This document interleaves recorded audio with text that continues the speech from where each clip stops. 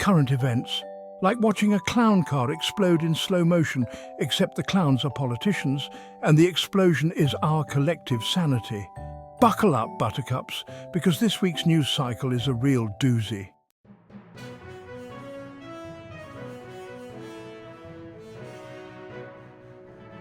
First up, we're taking a trip to the wild, wild suburbs of Chicago, where the political drama is juicier than a deep dish pizza. Seems like Dolton's mayor, Tiffany Henyard, has been a little too generous with the taxpayer piggy bank. Don't worry, I'm sure those luxury SUVs were just for research purposes. Speaking of questionable financial decisions, our old pal Donald Trump is back in the headlines. This time, someone decided to give his website a little makeover, hacker style.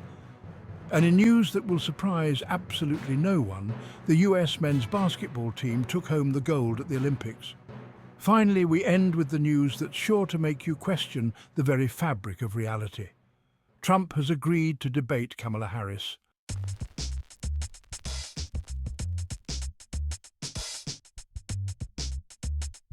Let's talk about Dolton, shall we? This charming village nestled just outside the glitz and glam of Chicago is usually known for, well, actually I'm not sure what it's known for.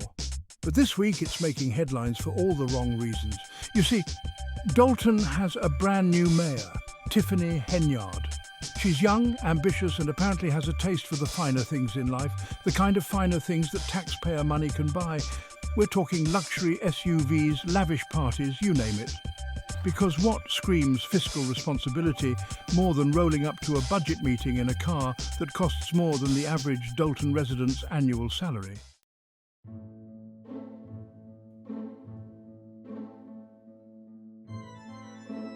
Enter stage left.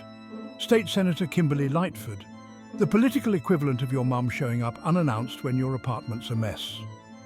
Armed with a team of auditors and a healthy dose of skepticism, Lightford decided to take a closer look at Dolton's books. Lightford's mission to separate fact from fiction, or in this case, taxpayer dollars, from questionable spending habits. We're talking missing receipts, questionable contracts, and enough red flags to make a bullfighter nervous.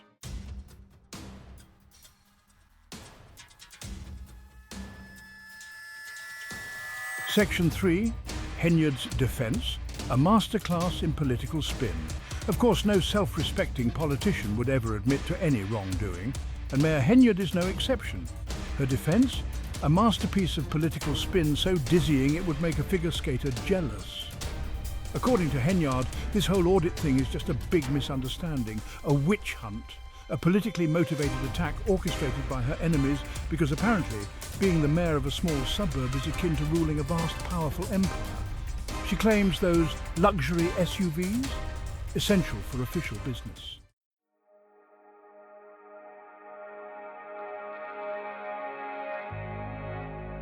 Section 4, the people of Dolton just trying to get to work without falling into a pothole. Meanwhile, back in the real world, the good people of Dolton are left scratching their heads. They're the ones who ultimately foot the bill for all this political theatre, and they're the ones stuck living with the consequences.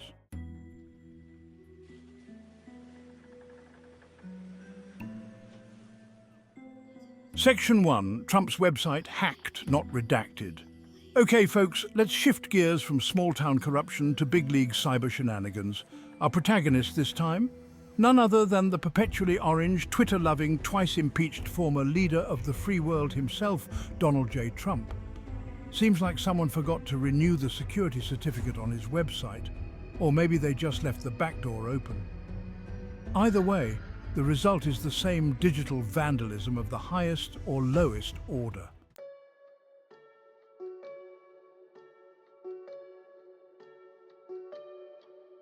Section 2. The digital graffiti artist, hero, villain, or bored teenager.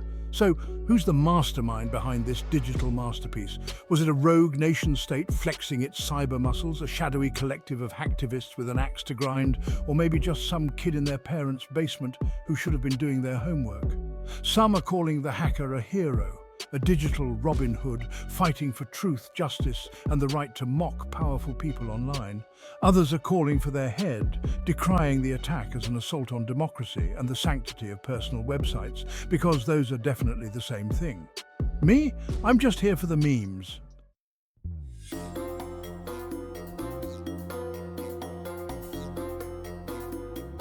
Section 3. The damage done. More embarrassing than dangerous?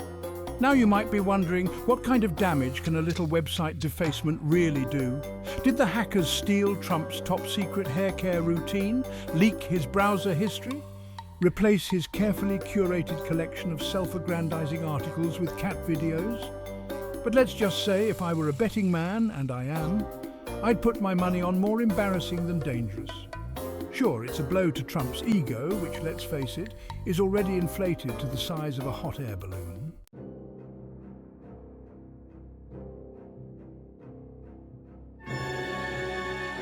Section 4. Trump's response, predictably unhinged, but was it all an act? So how did Trump react to this digital indignity? Did he take a deep breath, laugh it off, and hire a team of cybersecurity experts to shore up his defenses? Of course not. This is Trump we're talking about. Instead, he did what he does best. He took to his favorite platform, no, not the one that banned him, and unleashed a torrent of all-caps rage against his enemies, real and imagined. He blamed the Democrats, the media, the deep state, and probably Hillary Clinton's emails for good measure. Either way, it's just another day ending in Y, in the never-ending soap opera that is Donald J.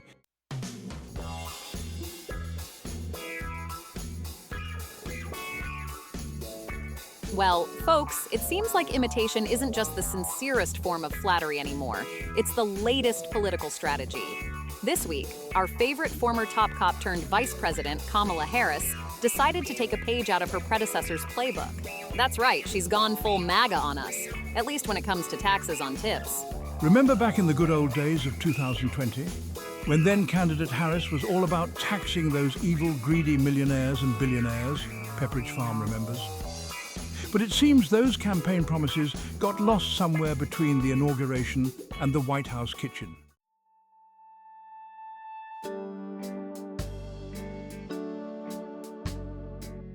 Now, in the interest of fairness, because even in the cynical wasteland of modern politics, we occasionally strive for a modicum of balance, let's talk about the policy itself. It's not exactly groundbreaking stuff. Basically, it prevents the IRS from taxing tips that have already been taxed at the state or local level. The logic, according to the administration, is that it's double taxation, and double taxation is bad. Well, duh.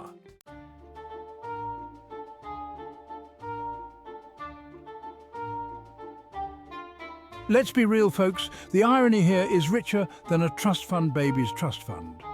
Kamala Harris, the woman who built her career on the backs of the working class, is now borrowing policies from the man who once suggested we inject ourselves with bleach to cure a virus. It's enough to make you wonder if she's lost her mind, her moral compass, or maybe just her campaign manager's phone number. Because seriously, who thought this was a good idea?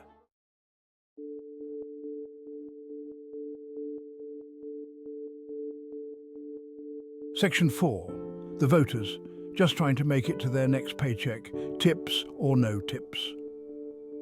Meanwhile, back in the real world, the actual voters are just trying to make it through another day. They're the ones struggling to pay their bills, put food on the table, and maybe, just maybe, save up enough money for a vacation that doesn't involve visiting their in-laws. They don't have time for this political theatre, this endless cycle of empty promises and cynical manoeuvring.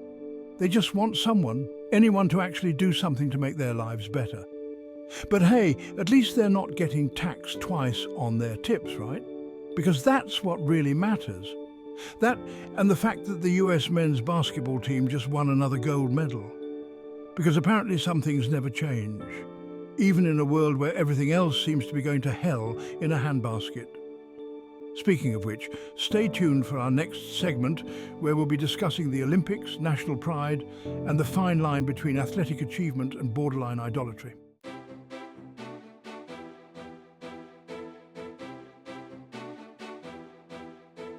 Well, folks, it happened again. The inevitable, the predictable, Did anyone even think they wouldn't win? The US men's basketball team took home the gold at the Olympics. Shocker, I know. It's almost like sending a pack of wolves to a Chihuahua convention and expecting anything less than a clean sweep. Don't get me wrong, these guys are good, like really good. They could probably play blindfolded, with one hand tied behind their backs, and still win against most international teams. But is it really a competition when the outcome is practically preordained? It's like watching a rerun of a movie you already know the ending to. Sure, it's entertaining, but there's no real suspense. And yet, we eat it up, don't we? The media can't get enough of it. Social media explodes with hashtags and highlight reels. Politicians trip over themselves to congratulate the team, hoping some of that golden glory rubs off on them.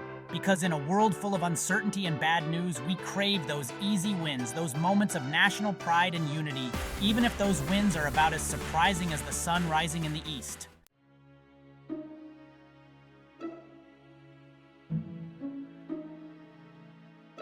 Remember the original Dream Team? Jordan, Bird, Magic, those guys were legends. They transcended the sport, became cultural icons. They were the embodiment of athleticism, grace, and raw talent. This year's team, well, they've got some big shoes to fill. And by big shoes, I mean multi-million-dollar endorsement deals and Instagram followings that could rival a small country. Don't get me wrong, they're incredibly talented athletes, but somewhere along the way, something got lost in translation. The dream became less about national pride and more about personal brand building. The game became less about teamwork and more about showcasing individual talent for the scouts and potential sponsors. And hey, who can blame them? In the age of social media and influencer marketing, a gold medal isn't just a symbol of athletic achievement, it's a golden ticket to fame, fortune, and a lifetime supply of free sneakers.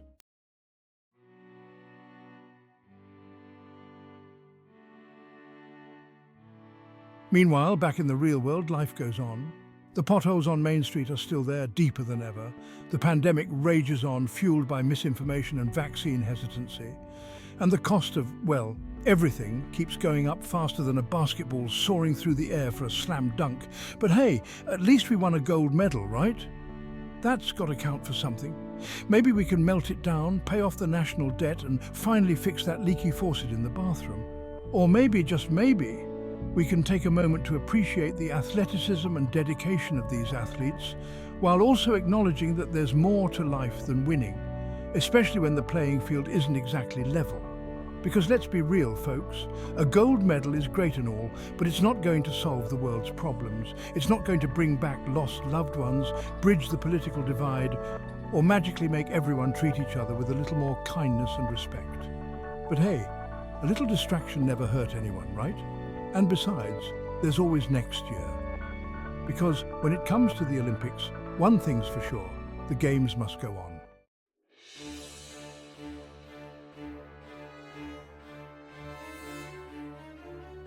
Well, folks, hold on to your hats, or your MAGA hats, as the case may be, because it's finally happening.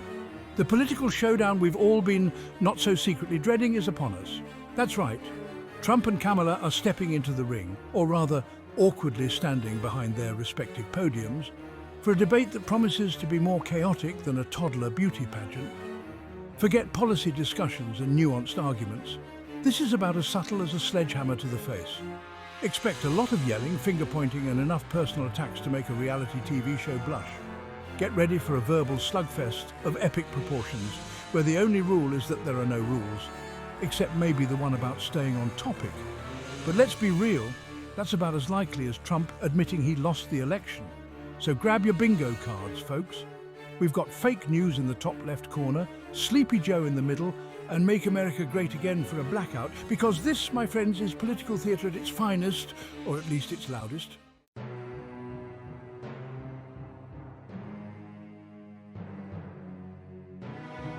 Now, you might think a debate between two of the most powerful people in the world would focus on, actual issues. And you'd be partially right, they'll talk about the economy, but mostly in the context of who deserves credit for it. Spoiler alert, they both do somehow. They'll mention climate change, but only to blame the other side for causing it. Spoiler alert, we all did, but mostly the corporations. But the real issue at play here isn't policy, it's perception. It's about who can convince the American people that they are the best person to lead the country, even though both of them seem to have the leadership skills of a wet paper bag. Expect a lot of talk about jobs, but very little about how to create them. A lot of promises about healthcare, but no concrete plans on how to make it affordable, and a whole lot of finger-pointing about immigration, education, and pretty much everything else under the sun. Because in the end, folks, this isn't about solving problems, it's about winning. Winning votes, winning arguments, and most importantly, winning the hearts and minds of a nation that's increasingly disillusioned with its political system.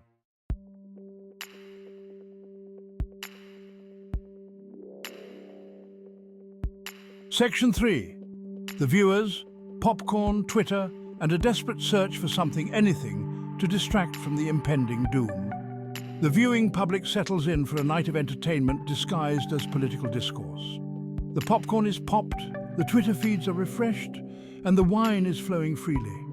Some watch out of civic duty, others for the spectacle, eager to witness the train wreck. And then there are those who watch out of morbid curiosity, unable to look away. But one thing unites them all, a deep-seated sense of anxiety about the future.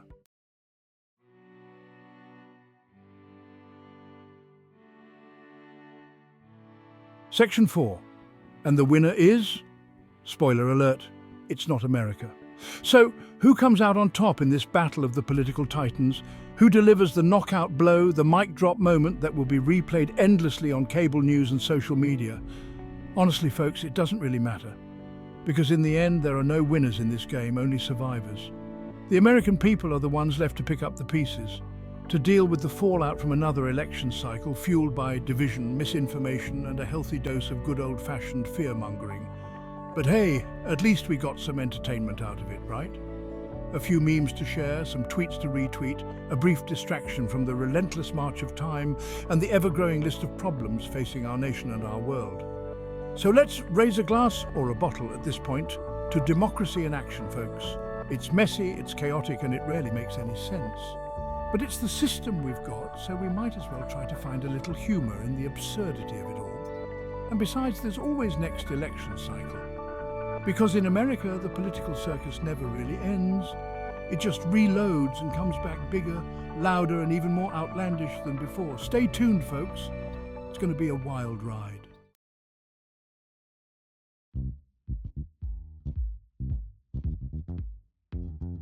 Section 1. The absurdity of it all. A recap for the humor-impaired.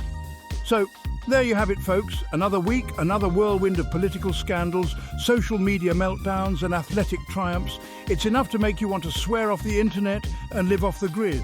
From Dolton's mayoral spending to Trump's hacked website where Comic Sans reigns supreme, Kamala Harris's transformation leaves us wondering about political chameleons and the US men's basketball team, questioning if their win reflects American exceptionalism or economic inequality.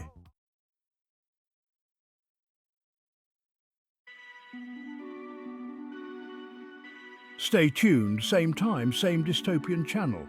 But hey, who am I to judge? I'm just a humble observer here to guide you through the minefield of modern life. Because let's be honest, folks, the world is a crazy place. It's unpredictable, often unfair, and rarely makes any sense. But it's the only world we've got, so we might as well find humor in the absurdity. So stay tuned, my friends. Same time, same dystopian channel.